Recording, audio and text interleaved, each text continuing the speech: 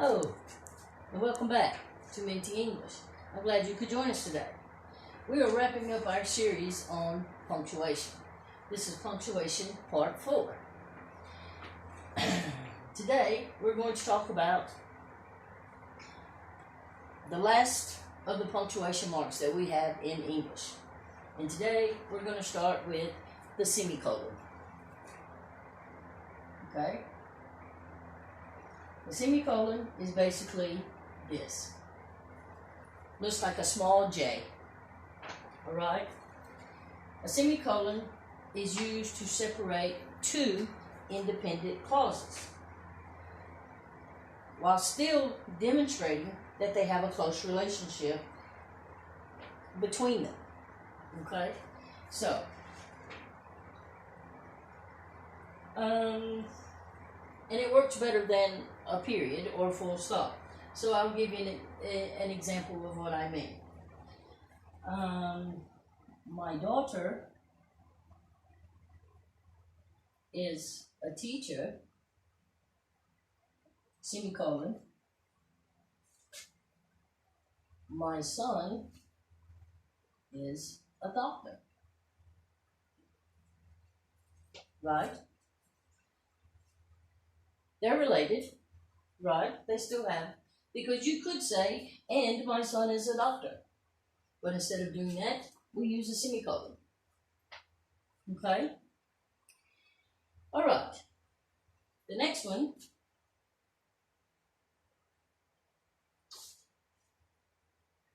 Parentheses.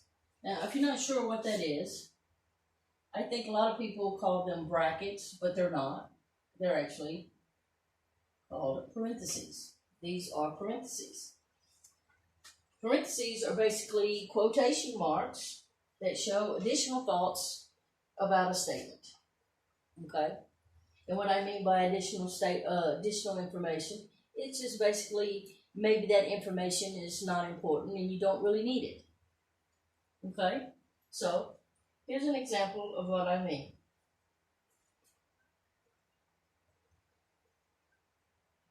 The two brothers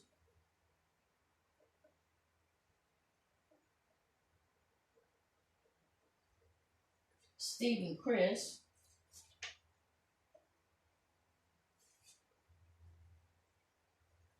were learning how to play the guitar. Okay? We use it here because this is not really relevant. We really don't need this. It's just additional information or unimportant information. So, we put it into parentheses. Okay? Now here's the one that a lot of people do tend to call parentheses. And these are brackets.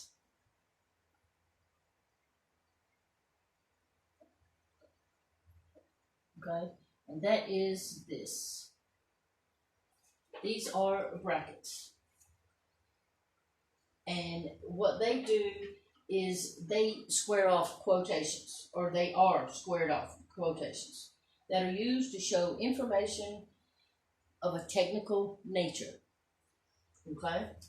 So, what I mean by that, it's kind of like parentheses. If you put information inside these brackets, it doesn't necessarily mean that that information is necessary. So, we could say, was he, bracket,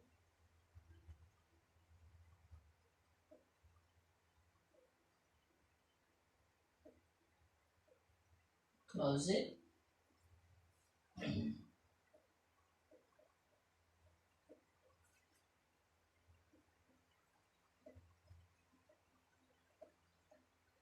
now, if you look at this sentence, you can see that this information here is not important. It's not necessary. So we probably shouldn't even put that. But if you wanted to put it there, you need to put it into brackets. Okay? All right. Let me clean the board here, and we will move on.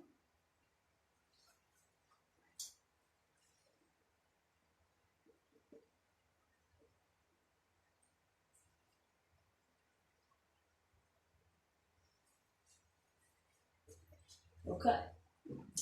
Now, this is something you've probably never heard of before. It's called an ellipsis.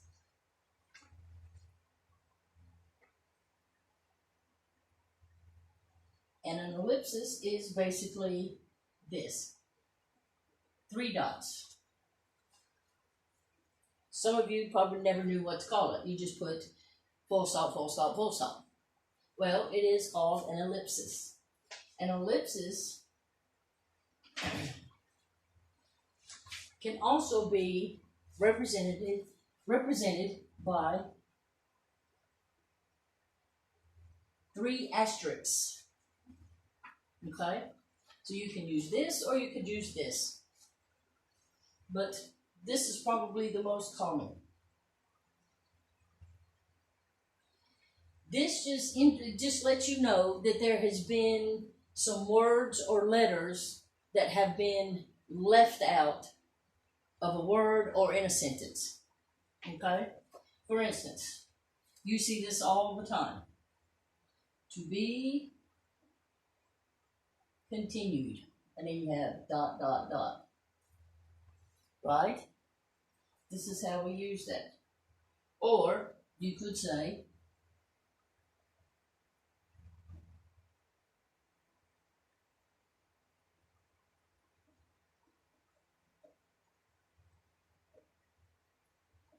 instead of finishing the sentence, you'll never believe what I saw. Okay? That is an ellipsis. Right? So, now, if you ever hear that word again, see, you've learned something new. So I'm going to erase this because we are coming to our last punctuation mark. And this one is going to take up a little bit of space. So, our last one is the slash. Now, the slash can be it can be forward or it can be backwards. Okay? Now, a slash can be used to separate words in a line or separate words in a line for a song, like the lyrics. It can also be used in a poem the same way.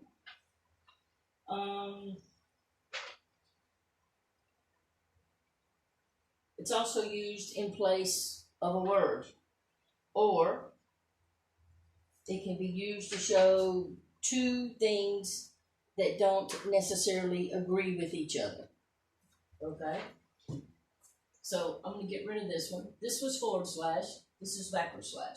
So forward slash, the first one that we've all seen, we use it for the internet. Use a semicolon, and then you have this.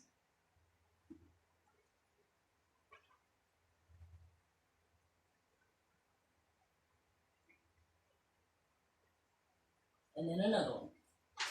This is how we use a slash. We also use it when we're using fractions. For instance, if you want to say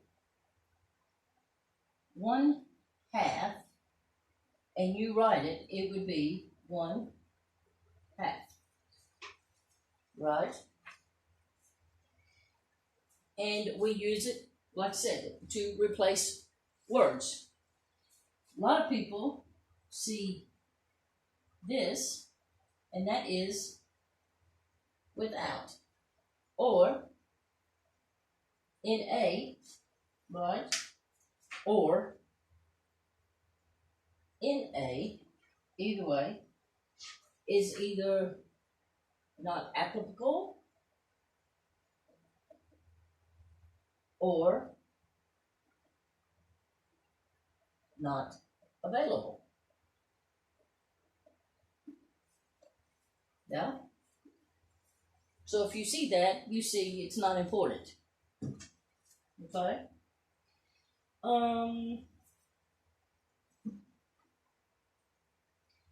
We use a slash to represent the word per. Like this. If you do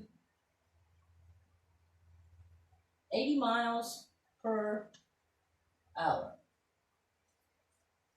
right? Or in your case here, it would be 80 km per hour, and we put a slash in the middle to represent per. Okay. You also see it when you see things like this. Hit the refresh / reload button. Yeah. So we can use it this way. And again, about separating the words or the lyrics of a song or a poem could be something like, if I said,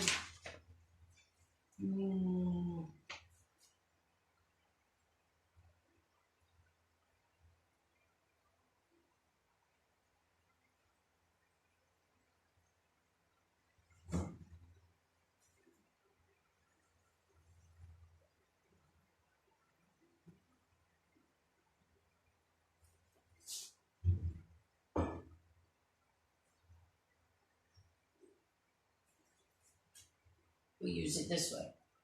Slash here, here, here,